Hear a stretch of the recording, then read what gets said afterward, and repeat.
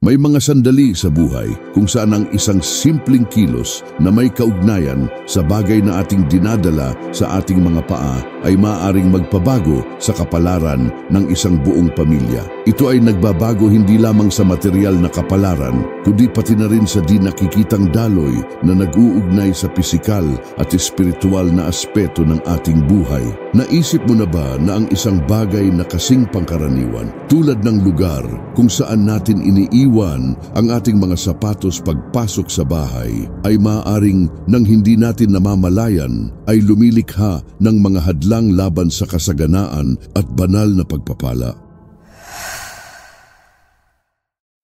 Ito ay hindi lamang isang pamahiin o isang lumang paniniwala ng mga tao. Ito ay isang malalim at naghahayag na aral na nagmula sa karunungan ng iginagalang na si Padre Pio, isang taong naglaan ng kanyang buhay sa pag-unawa sa mga misteryo na nag-uugnay sa langit at lupa. Si Padre Pio ay hindi lamang isang banal na tao, kundi isang taong may spiritual na pananaw na lumalampas sa karaniwan. Nakita niya kung paano ang maliliit na gawa sa pang-araw-araw na buhay, madalas na di nakikita, ay mga portal kung saan pumapasok ang mga enerhiya na humuhubog sa ating realidad. Kabilang sa mga gawaing ito, isa ang partikular na nakakuha ng kanyang pansin at nakatanggap ng kanyang pinakamalubhang babala, ang pag-iingat sa mga sapatos sa loob ng tahanan. Ayon kay Padre Pio, ang mga sapatos ay nagdadala ng mga marka ng labas ng mundo. Sila ay sumisipsip hindi lamang ng alikabok at dumi, kundi pati na rin ng mga vibrations at enerhiya mula sa mga lansangan, sa mga taong nakasalubong natin at sa mga emosyon na naranasan natin sa buong araw. Sa isang paraan, ang mga sapatos ay mga extension ng ating landas. At sa makatwid, nagdadala sila ng espiritual at material na impluensya mula sa mga paglalakbay na ito. Ngunit ano ang mangyayari kapag ang mga sapatos na ito ay iniiwan sa mga lugar na hindi gumagalang sa daloy ng enerhiya ng tahanan? Ang ipinahayag ni Padre Pio ay ang ilang tiyak na lugar sa loob ng ating mga tahanan ay tunay na sentro ng sirkulasyon ng enerhiya. Kapag ang mga sapatos ay inilagay doon, ang mga negatibong enerhiya na naipon sa mga talampakan at sa material ng sapatos ay lumilikha ng isang anino na humaharang sa natural na daloy ng kasaganaan, na pumipigil sa mga pagpapala na magpakita sa ating buhay. Ito ay parang nagtatayo tayo ng hindi natin namamalayan ng mga di nakikitang pader na humaharang sa mga oportunidad, sa kasaganaan at sa pinansyal na pagkakaisa. Ang katotohanan ito na tila napakasimple ay nagbibigay ng paliwanag sa isang phenomenon na kinakaharap ng marami: ang patuloy na pakikibaka laban sa kakulangan, kahit na sa harap ng walang pagod na pagsisikap at tapat na paggawa. Buong pamilya ang nakakulong sa mga siklo ng kahirapan, laging nasa bingit ng tagumpay, ngunit hindi kailanman ganap na nakakamit ito. Kinilala ni Padre Pio na malaking bahagi ng di nakikitang pagkakulong na ito ay nagpapakita sa pang-araw-araw na ugali kung saan at paano iniimbak ang mga sapatos. Para sa kanya, hindi ito basta lamang pag-aayos ng bahay o estetikong usapin. Ito ay isang espiritual na labanan na nangyayari sa puso ng tahanan, isang paanyaya na madalas nating ginagawa nang hindi sinasadya sa mga puwersa ng kakulangan upang manatili sa ating bahay. Ang mga patotoo na nakarating sa atin ay nagkukumpirma sa lalim ng pahayag na ito. May mga kaso ng mga pamilya na pagkatapos sundin ang mga tagubilin ng santo tungkol sa tamang paglalagay ng mga sapatos, ay nasaksihan ang isang tunay na pagbabago sa kanilang buhay pinansyal, na lumabas sa desperasyon at nakahanap ng bagong landas ng kasaganaan at kapayapaan. Ang mga kwentong ito ay tumawid sa mga kontinente, kultura at henerasyon na nagpapakita na ang karunungang ito ay lumalampas sa mga paniniwala at relihiyon, na humahawak sa isang universal na punto ng koneksyon sa pagitan ng nakikita at di nakikitang mundo. Mahalagang maunawaan na ang mga sapatos ay hindi lamang pisikal na bagay, kundi mga channel ng enerhiya. Kinukuha nila ang lahat ng nasa paligid natin sa buong araw at kapag inilagay sa maling lugar, nagiging tagapaghatid ng mga anino na humaharang sa mga pagpapala. Malinaw si Padre Pio, mayroong 3 lugar kung saan ang mga sapatos ay hindi dapat iwanan kailanman at bawat isa sa kanila ay isang portal na kapag binuksan sa mga negatibong enerhiya ay nagpapalusog sa siklo ng kahirapan at pagtigil. Ang unang lugar na bawal, ang unang lugar ay ang espasyo sa ilalim ng kama kung saan tayo nagpapahinga at nagpapagaling sa karamihan ng gabi. Sa sandaling ito nagpapanibago ang ating enerhiya at ang kapaligiran ay dapat na handa para sa kapayapaan at balanse. Ang mga sapatos na nakaimbak sa lugar na ito ay parang anino na pumapasok sa subconscious, lumilikha ng kapaligiran ng pagkabalisa at umaakit ng mga kaisipan ng pagkawala, takot at pinansyal na kawalan ng seguridad.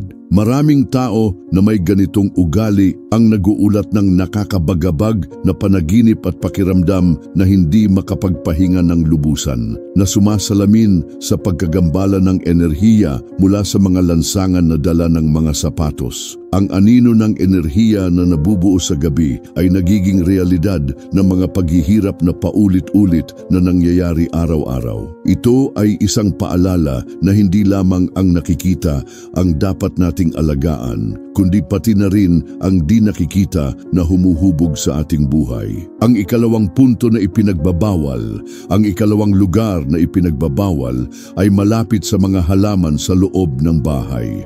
Ang mga halaman ay buhay na simbolo ng kasaganaan at sigla, kumikilos bilang natural na antena na kumukuha at nagkakalat ng positibong enerhiya sa buong kapaligiran. Kapag naglalagay tayo ng mga sapatos na puno ng mabibigat na enerhiya malapit sa kanila, ang negatibong puwersa na ito ay pinalalaki at ipinapakalat sa buong bahay. Nilalason ang daloy ng kasaganaan at lumilikha ng tinawag ni Padre Pio na siklo ng halos kasaganaan. Ang patuloy na paglapit sa tagumpay, ngunit hindi kailanman ganap na nakakamit ito. Ito ay isang babala na maging maingat sa pagkakasundo ng mga espasyo sa paligid natin. Ang ikatlong lugar, ang pinakanakakagulat, panghuli, at marahil ang pinakanakakagulat ay ang ikatlong lugar na kung saan iniiwan ng karamihan sa mga tao ang kanilang mga sapatos, malapit sa pangunahing pintuan sa loob ng bahay. Ang pintuan ng entrada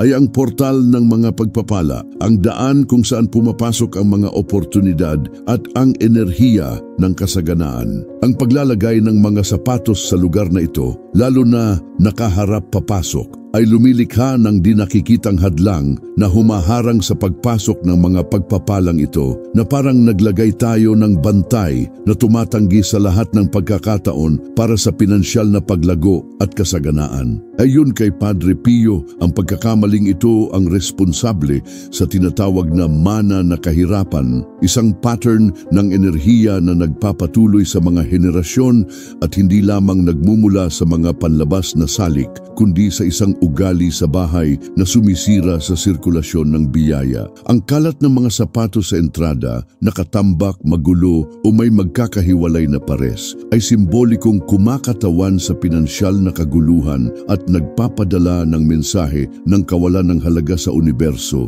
Ito ay isang di sinasadyang paanyaya sa kakulangan, isang tahimik na sigaw na nagsasabi, hindi ako karapat-dapat sa kasaganaan, tinatanggap ko ang kakulangan sa aking buhay. Ang solusyon na iminungkahi ni Padre Pio, ngunit mayroong pag-asa at isang malinaw na solusyon, at itinuro ni Padre Pio na ang tamang paraan ay itago ang mga sapatos sa isang nakasarang aparador, mas mabuti sa silangang bahagi ng bahay kung saan sumisikat ang araw. Dapat silang ayusin na ang mga dulo ay nakaharap sa dingding, lumilikha ng isang circuit ng enerhiya na hindi lamang pumipigil sa mga pagharang, kundi tumutulong din na panatilihin ang ang kasaganaan na umiikot. Ang kilos na ito na tila simple ay isang deklarasyon ng intensyon, isang gawa ng pananampalataya na nagsasabi sa universo na handa tayong tumanggap at pamahalaan ang material na pagpapala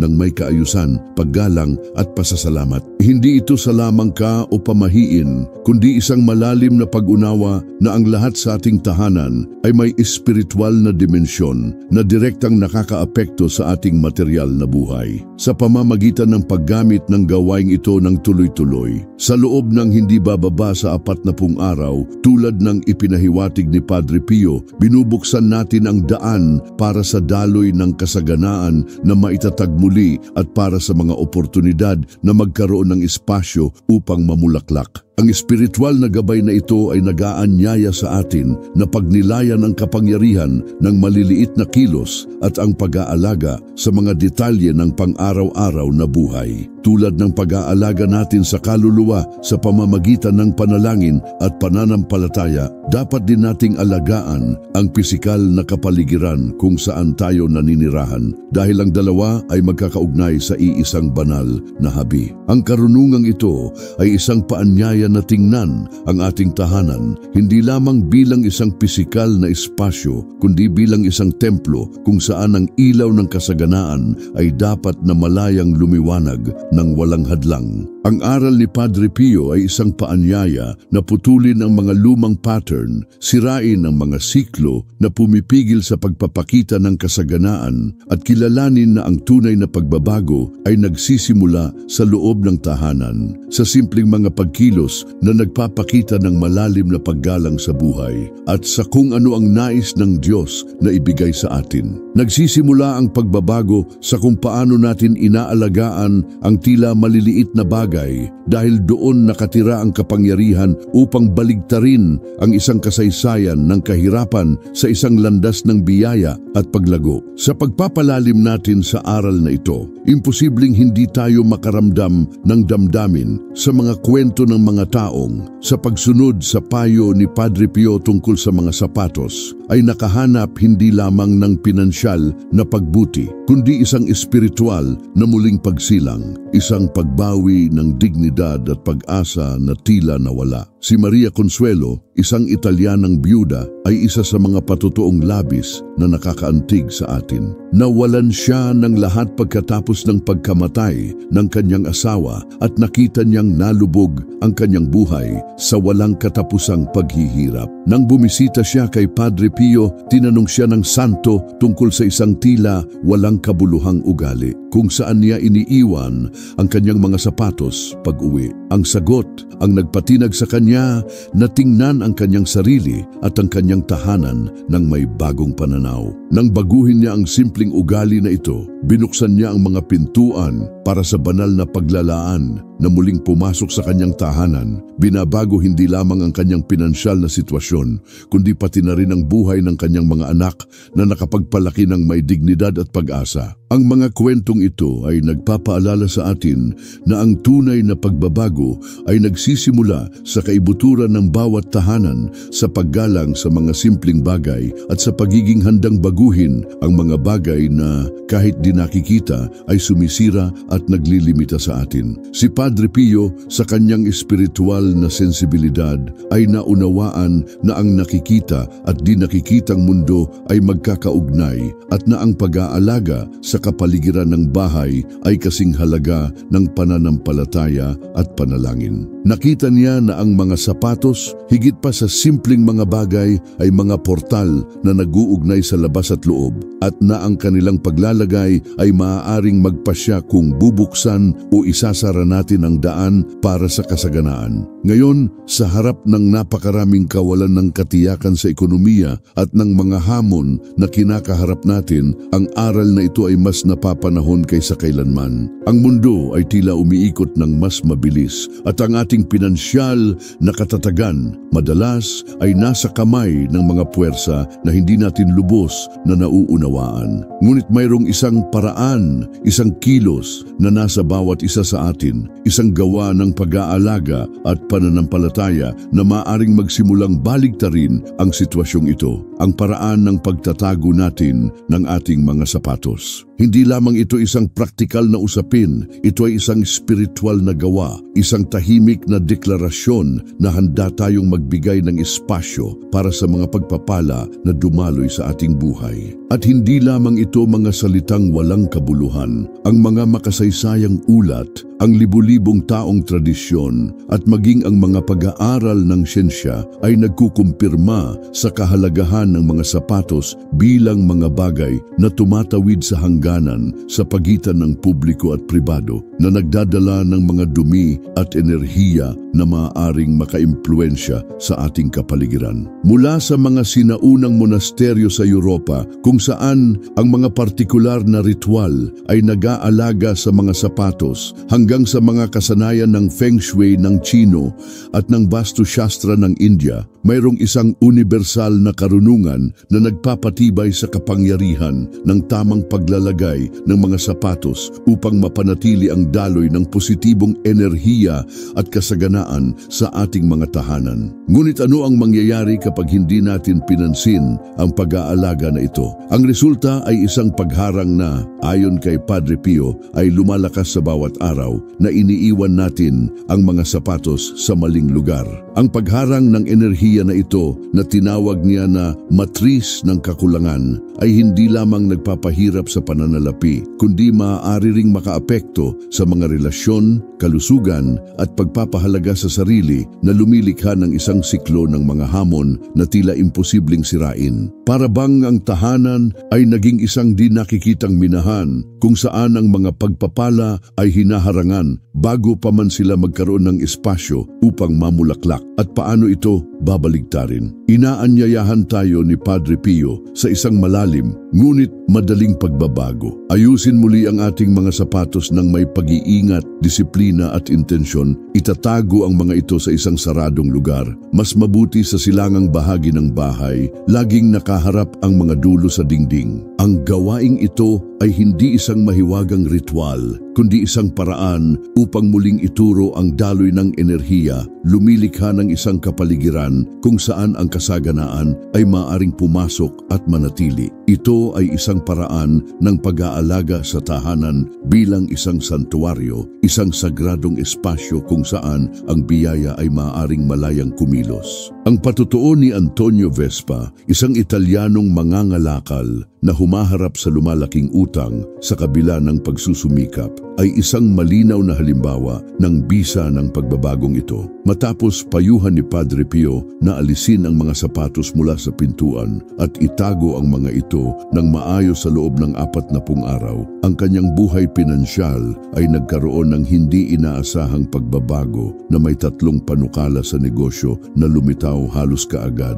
Ang pagbabagong ito ay nagpapakita na madalas hindi kinakailangan na baguhin ang malalaking bagay, kundi ang paraan ng pag-aalaga natin sa mga detalye. Kinikilala sa mga ito ang kapangyarihan upang makaakit o magtaboy ng kasaganaan. Ang kaso ni Antonio Vespa ay buhay na patunay na kahit sa gitna ng malalaking paghihirap, ang pananampalataya at may kamalayang pagkilos ay maaaring magbukas ng mga hindi inaasahang pinto. Sa loob ng 40 araw, naranasan niya ang isang pagbabago na nagpabago sa kanyang buhay, pinansyal magpakailanman, na nagpapakita na ang lihim ay nasa pagtitiyaga at sa taos-pusong intensyon na magbago. Ang kaalamang ito ay isang paanyaya para sa bawat isa sa atin na tingnan ang ating tahanan ng may bagong pananaw at upang akuin ang espiritual na responsibilidad sa espasyo kung saan tayo naninirahan. Ang tahanan ay ang lugar kung saan nagpapanibago at lumalakas ang ating enerhiya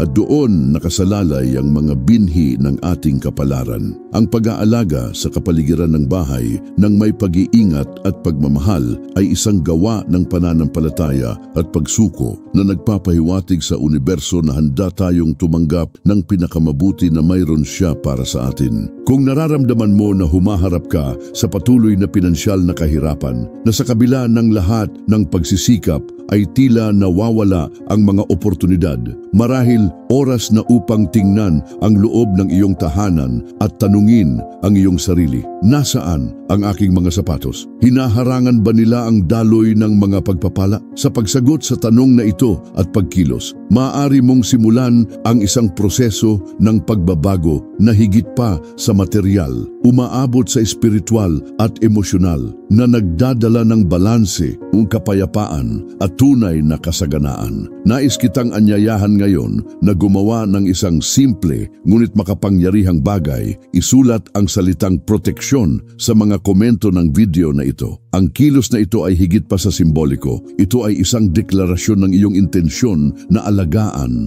ang iyong tahanan, na magbigay ng espasyo para sa kasaganaan at upang protektahan ang iyong pamilya mula sa mga enerhiya na pumipigil sa pagyabong. Sa paggawa nito, ginagawa mo ang unang hakbang para sa isang pagbabago na maaaring magpabago magpakailanman sa kasaysayan ng iyong buhay, pinansyal at espiritual. Ang tunay na pananampalataya, tulad ng laging itinuturo sa atin ni Padre Pio, ay nagpapakita sa konkretong pagkilos. Hindi sapat ang malaman ang lihim na ito. Kailangan itong ilapat ng may dedikasyon at pagtitiyaga. Sa ganun lamang makakapasok ang ilaw ng kasaganaan sa bawat sulok ng iyong tahanan, nilulusaw ang mga anino ng kahirapan at nagdadala ng kapayapaan na nararapat sa iyo at sa iyong pamilya. Kung nandito ka pa sa akin hanggang ngayon, alamin mong bahagi ka ng isang espesyal na grupo ng mga tao na hindi lamang naghahanap ng mga sagot, kundi ng tunay na pagbabago na nagsisimula sa tahanan at sa puso.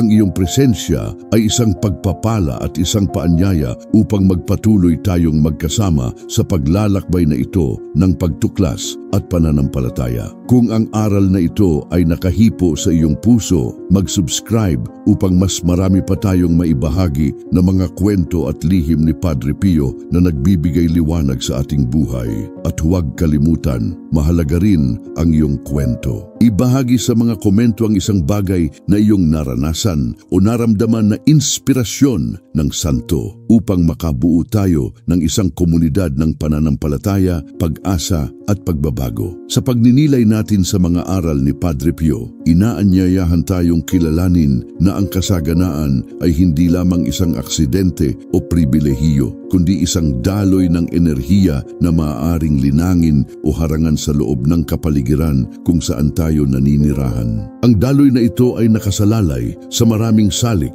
ngunit isa sa mga ito na nakakagulat na simple ay nagpapakita ng isang katotohanan na kakaunti ang nakakakita. Ang lugar kung saan natin iniiwan ang ating mga sapatos ay maaaring ang susi upang buksan o isara ang mga pintuan ng kasaganaan sa ating buhay. Ang karunungang ito na ipinasa sa mga henerasyon at pinanatiling buhay ng mga santo tulad ni Padre Pio ay nagpapatawag sa atin sa isang espiritual na pagbabantay na lumalampas sa material at nag-aanyaya sa atin na alagaan ang tahanan ng may paggalang at kamalayan. Maaari nating isipin ang ating mga sapatos bilang tunay na sisidlan ng lahat ng ating natapakan at naranasan sa labas ng mundo. Sinisipsip nila hindi lamang ang alikabok at dumi, kundi ang mga emosyon, ang mga enerhiya at ang mga kwento ng mga landas na ating tinahak araw-araw. Kapag inilalagay natin ang mga bagay na ito na puno ng enerhiya, madalas na siksik at mabigat sa mga estratehikong lugar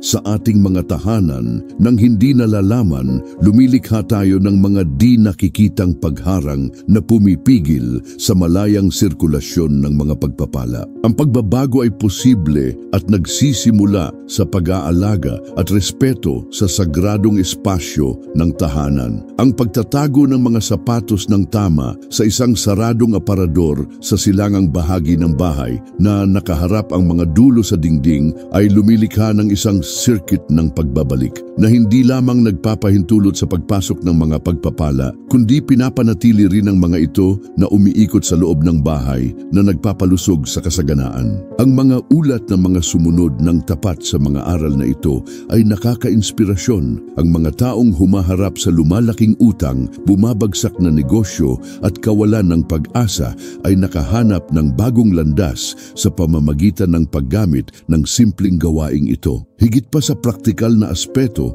ang aral na ito ni Padre Pio ay nagpapaalala sa atin ng kahalagahan ng aktibong pananampalataya. Ang pagkaalam ng isang espiritual na lihim ay hindi sapat. Kailangan itong isabuhay, isama sa ating gawain at hayaang baguhin nito ang ating pananaw at mga kilos. Ang kasaganaan na ating hinahanap ay hindi lamang material, ito ay panloob na kapayapaan, seguridad, ang kumpiyansa na nagbibigay ang Diyos at na tayo ay nakahanay sa kanyang kalooban. Sa isang mundo kung saan ang lahat ay tila panandalian at walang katiyakan, ang simpleng kilos na ito ng pag-aayos ng mga sapatos sa tahanan ay isang paanyaya sa pag-asa at pagpapanibago. Ito ay isang paraan ng pagpaparangal sa tahanan, sa pamilya at sa sariling buhay na lumilikha ng isang espasyo kung saan ang kasaganaan ay maaaring umunlad hindi lamang sa pamamagitan ng pagsisikap ng tao kundi sa pamamagitan ng banal na biyaya na kumikilos sa pamamagitan ng maliliit na pang-araw-araw na aksyon. Sa pag-unawa at paglalapat ng karunungang ito,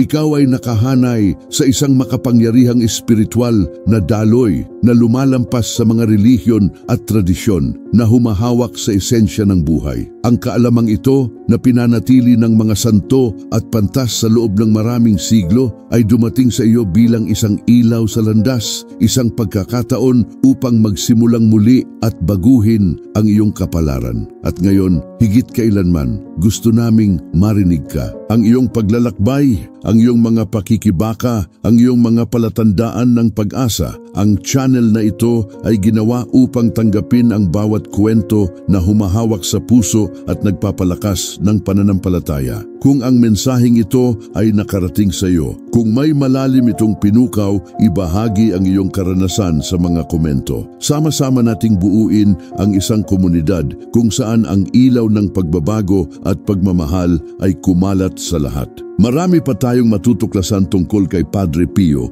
at sa kanyang makapangyarihang mga aral. Kaya kung sa tingin mo na ang nilalamang ito ay nagdaragdag ng halaga sa iyong buhay, maging bahagi ng pamilya dito sa channel. Mag-subscribe, i-activate ang mga notification at manatiling updated sa bawat bagong video na laging nagdadala ng mga kwento na nagbibigay inspirasyon at nagpapalakas. Ang iyong presensya ay isang regalo at sama-sama nating magagawa ang paglalakbay na ito na isang landas ng pananampalataya, pag-asa at kasaganaan para sa ating lahat. Sa pagdating natin sa bahaging ito ng paglalakbay, mapapansin natin kung paano ang aral ni Padre Pio tungkol sa mga sapatos ay higit pa sa isang simpleng gabay sa bahay. Ito ay isang malalim na paanyaya na alagaan ang ating sagradong espasyo ng may parehong dedikasyon tulad ng pag-aalaga natin sa ating kaluluwa. Ang tahanan kung saan nakasalalay ang ating mga pag-asa, ating mga takot, ating mga kagalakan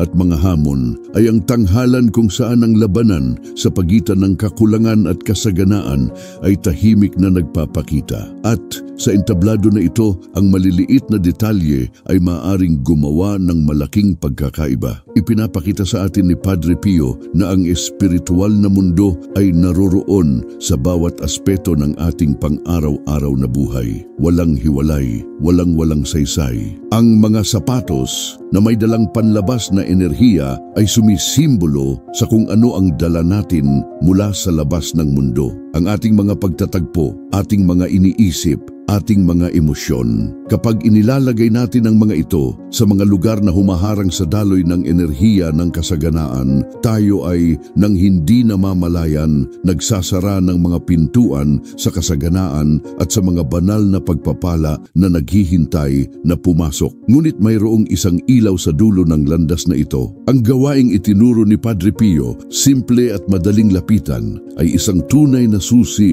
na nagbubukas ng mga pintuan sa isang bagong siklo. Sa pagbabago ng paraan ng pagtatago natin ng ating mga sapatos, Isang kilos na tila napakalupain. Tayo ay sa katunayan nagpapahiwatig sa universo at sa Diyos na handa tayong tumanggap at alagaan ang nais niyang ibigay sa atin. Ito ay isang saloobin ng pananampalataya, ng pagsuko at ng pangako sa pagbabago. Maraming pamilya nang isagawa ang aral na ito, ang nasaksihan hindi lamang ang pagbuti sa pananalapi, kundi isang tunay na pagpapanibago ng pagkakaisa ng pamilya, ng emosyonal na kalusugan at ng espiritual na balanse. Ito ay dahil sa pag-aayos muli ng kapaligiran, inaayos din natin ang ating isip at puso. Ito ay isang proseso na nag-aanyaya sa atin na mamuhay ng may higit na kamalayan, pasasalamat at kapakumbabaan. Gusto naming malaman mo na hindi ka nag-iisa sa paglalakbay na ito. Bawat taong naghahanap ng kaalamang ito at nagpasya na kumilos ay bahagi ng isang malaking agos ng pagbabago. Kaya gusto naming marinig ang iyong mga kwento, ang iyong mga pagdududa, ang iyong mga karanasan na may kaugnayan kay Padre Pio at sa kanyang mga aral. Sabihin sa mga komento kung paano mo nararamdaman ang koneksyon na ito, kung ano ang nagbago sa iyong buhay o kung ano ang gusto mong matutunan sa hinaharap. Mahalaga ang iyong boses at malaki ang nagagawa nito upang patuloy na lumago at tumanggap ng may pagmamahal ang espasyong ito. Kung hindi ka pa bahagi ng aming pamilya, ito ang oras para mag-subscribe sa channel at sumama sa amin sa paglalakbay na ito ng pananampalataya at pag-asa. Bawat subscription, bawat komento ay isang kilos ng pagpapalakas ng komunidad na ito na naghahanap ng paglago sa liwanag at pagmamahal. Narito kami upang maglakad ng sama-sama, matuto sa isa't isa at ibahagi ang pinakamahalaga sa buhay, ang pananampalataya na nagbabago. Maraming salamat sa pagiging narito, sa pagbubukas ng iyong puso at sa pagpayag na ang karunungan ni Padre Pio ay magbigay liwanag sa iyong landas. Naway ang kapayapaan at banal na kasaganaan ay laging naroroon sa iyong tahanan ngayon at magpakailanman.